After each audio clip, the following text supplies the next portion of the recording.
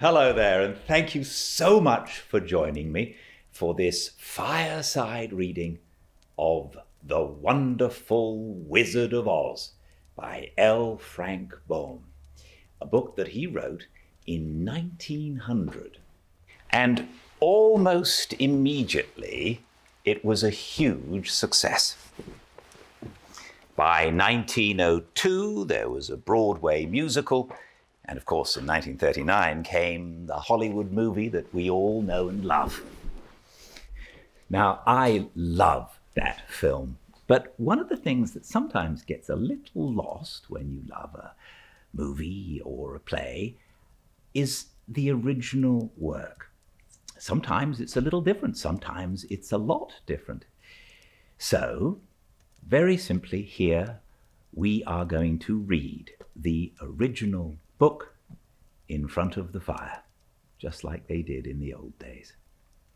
I do hope you enjoy this fireside reading of The Wonderful Wizard of Oz by L. Frank Baum.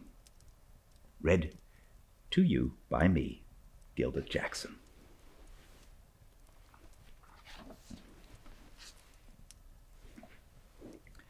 The Wonderful Wizard of Oz by L. Frank Baum. This book is dedicated to my good friend and comrade, my wife, LFB. Introduction. Folklore, legends, myths, and fairy tales have followed childhood through the ages, for every healthy youngster has a wholesome and instinctive love for stories fantastic, marvelous, and manifestly unreal. The winged fairies of Grimm and Anderson have brought more happiness to childish hearts than all other human creations. Yet the old-time fairy tale, having served for generations, may now be classed as historical in the children's library, for the time has come for a series of newer wonder tales, in which the stereotyped genie, dwarf, and fairy are eliminated, together with all the horrible and blood-curdling incidents devised by their authors to point a fearsome moral to each tale. Modern education includes morality. Therefore, the modern child seeks only entertainment in its wonder tales and gladly dispenses with all disagreeable incident.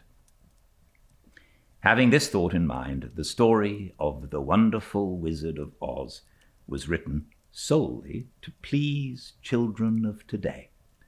It aspires to being a modernized fairy tale in which the wonderment and joy are retained and the heartaches and nightmares are left out. L. Frank Baum, Chicago, April 1900.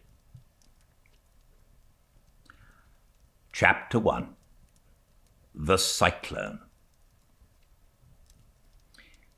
Dorothy lived in the midst of the great Kansas prairies with Uncle Henry, who was a farmer, and Aunt Em, who was the farmer's wife. The house was small, for the lumber to build it had to be carried by wagon many miles. There were 4 walls, a floor, and a roof, which made one room, and this room contained a rusty-looking cook stove, a cupboard for the dishes, a table, 3 or 4 chairs, and the beds. Uncle Henry and Aunt Em had a big bed in one corner, and Dorothy a little bed in another corner. There was no garret at all, and no cellar, except a small hole dug in the ground called a cyclone cellar, where the family would go in case one of those great whirlwinds arose, mighty enough to crush any building in its path. It was reached by a trap door in the middle of the floor, from which a ladder led down into the small dark hole. When Dorothy stood in the doorway and looked around, she could see nothing but the great Grey Prairie on every side. Not a tree nor a house broke the broad sweep of flat country that reached to the edge of the sky in all directions. The sun had baked the ploughed land into a grey mass with little cracks running through it. Even the grass was not green, for the sun had burned the tops of the long blades until they were the same grey colour to be seen everywhere. Once the house had been painted, but the sun blistered the paint and the rains washed it away, and now the house was as dull and grey as everything else. When Aunt Em came there to live, she was a young, pretty wife.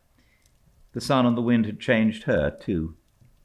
They had taken the sparkle from her eyes and left them a sober grey.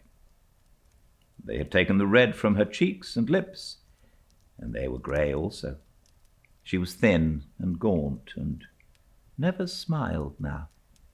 When Dorothy, who was an orphan, first came to her, Aunt Em had been so startled by the child's laughter that she would scream and press her hand upon her heart whenever Dorothy's merry voice reached her ears.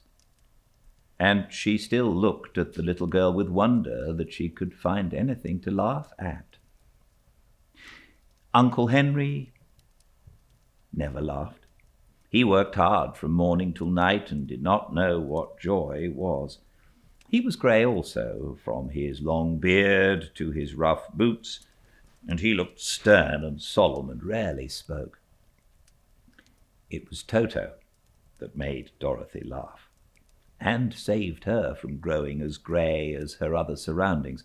Toto was not grey, with long silky hair and small black eyes that twinkled merrily on either side of his funny wee nose.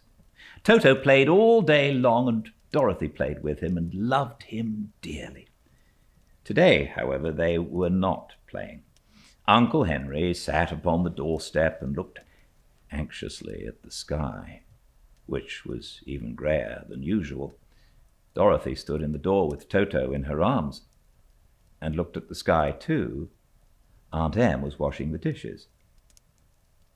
From the far north they heard a low wail of the wind, and Uncle Henry and Dorothy could see where the long grass bowed in waves before the coming storm.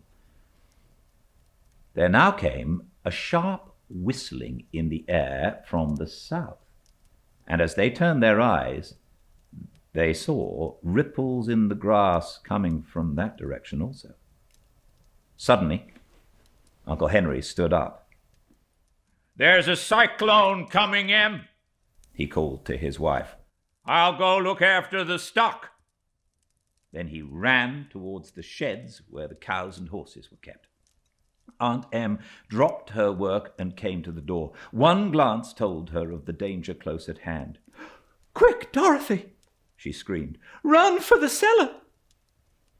Toto jumped out of Dorothy's arms and hid under the bed, and the girl started to get him. Aunt Em, badly frightened, threw open the trap door in the floor and climbed down the ladder into the small dark hole. Dorothy caught Toto at last and started to follow her aunt.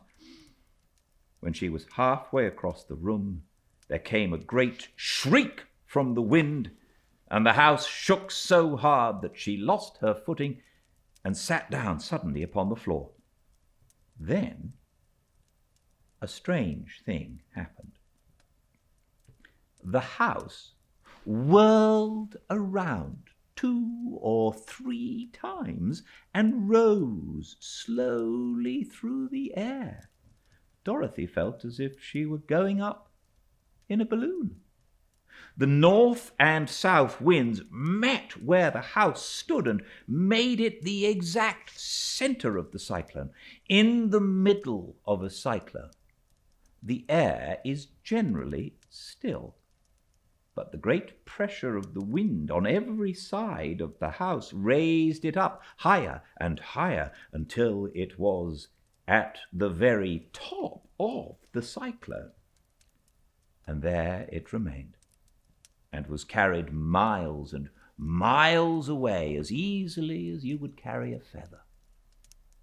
It was very dark, and the wind howled horribly around her, but Dorothy found she was riding quite easily. After the first few whirls around, and one other time when the house tipped badly, she felt as if she were being rocked gently like a baby in a cradle. Toto did not like it. He ran about the room, now here, now there, barking loudly, but Dorothy sat quite still on the floor and waited to see what would happen.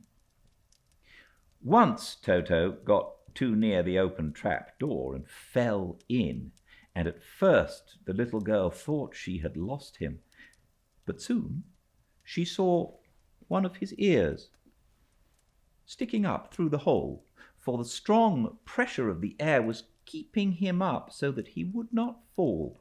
She crept to the hole, caught Toto by the ear, and dragged him into the room again, afterward closing the trap door so that no more accidents could happen. Hour after hour passed away, and slowly Dorothy got over her fright. But she felt quite lonely, and the wind shrieked so loudly all about her that she nearly became deaf.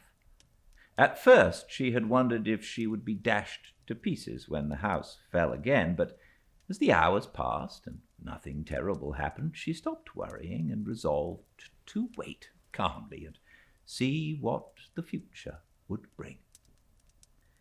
At last she crawled over the swaying floor to her bed and lay down upon it, and Toto followed her and lay down beside her. In spite of the swaying of the house and the wailing of the wind, Dorothy soon closed her eyes and fell fast asleep.